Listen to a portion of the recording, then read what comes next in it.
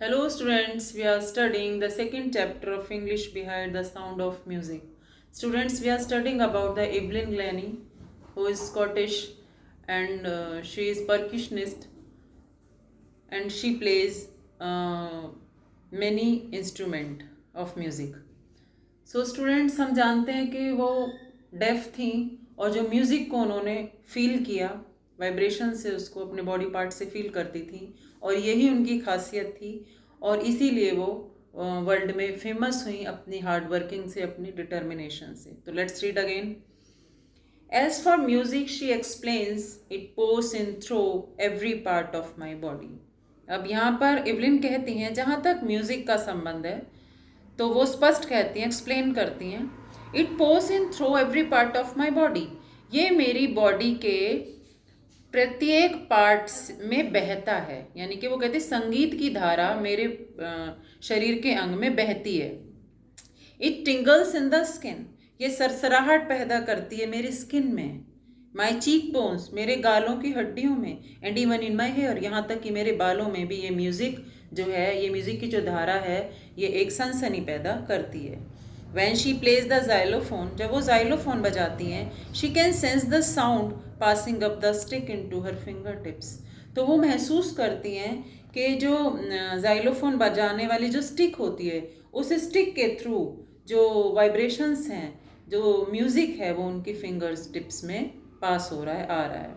ऐसा वो फील करती हैं.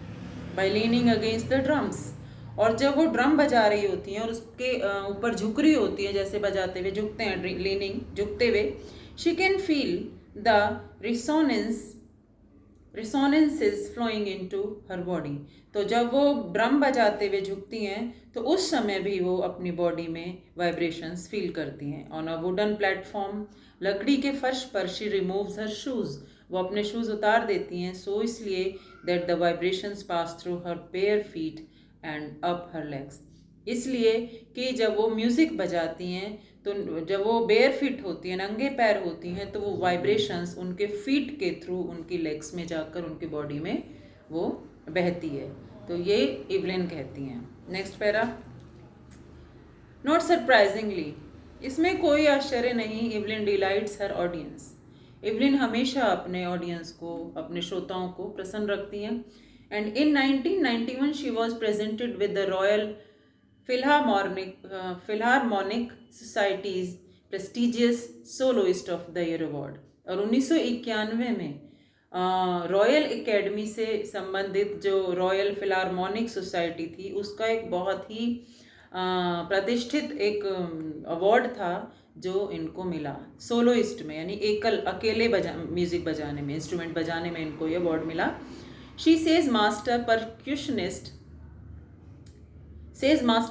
परक्यूशनिस्ट जो ड्रम वादक थे, जेम्स ब्लेड्स, वो कहते हैं, God may have taken her hearing, भगवान ने उनकी सुनने की शक्ति ले ली, but he has given her back something extraordinary, लेकिन उसको कुछ ऐसा असाधारण भी वापस किया उन्होंने. यानी कि सुनने की शक्ति ले ली, लेकिन उनको एक एक्स्ट्रा ऑर्डिनरी शक्ति, एक एक्स्ट्रा ऑर्डिनरी चीज़ गॉड ने उनको दी.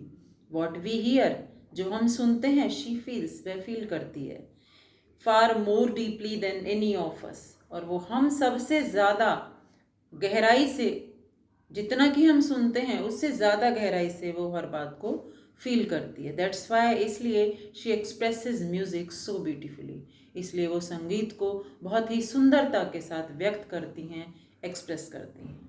Thank you.